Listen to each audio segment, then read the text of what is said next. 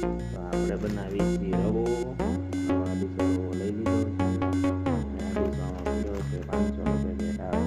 500 આદિશો રવો લીધો છે. હવે રવાને પેલા તેલમાં શેકી લઈશું. શેકી પછી આગળ પ્રોસેસ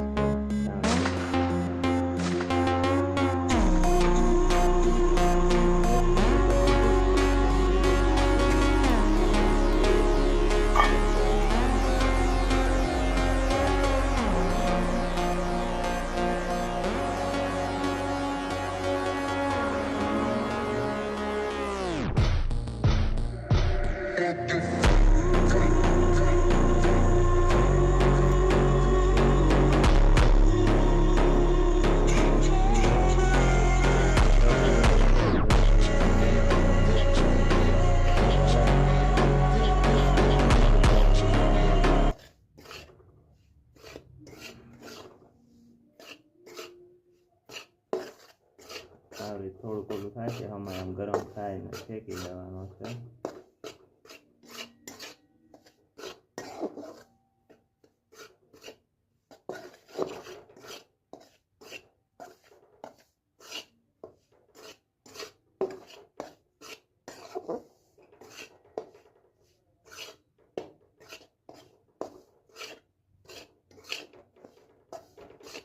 આ રીતે શેકીને મસ્ત હલાવી નાખવાનો.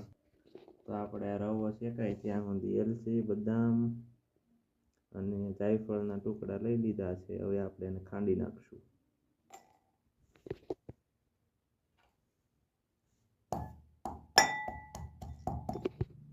ગરમ થયેલો રવો કાઢી લીધો છે. આપણે 2 થી 3 ચમચી ખાંડ નાખવાની. ગરમ પાણી મૂકી દીધું. 2 લોટો પાણી મૂક્યું છે.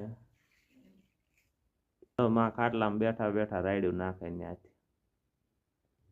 હજી એક પાવડું આપણે તેલ નાખશું આમાં, અને આમાં આપણે બદામ નાખી દીધી. એટલે બફાઈ જાય ને બદામ ને એલચી બધું જાયફળ ખાંડ ઓગળે આરો ચાણી બને ને નારે આ બધું નાખી દીધું. તેલ ને એ બધું તેલ નાખી બદામ ને નાખી દીધું.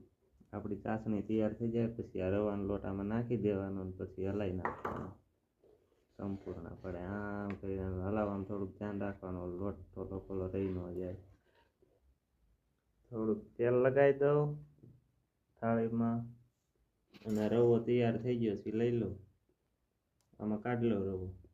વાટકાને તેલ લગાવી દીધું. એના આમ ઘુમાડી નાખવાની વાત છે. ચેકા પાડવી.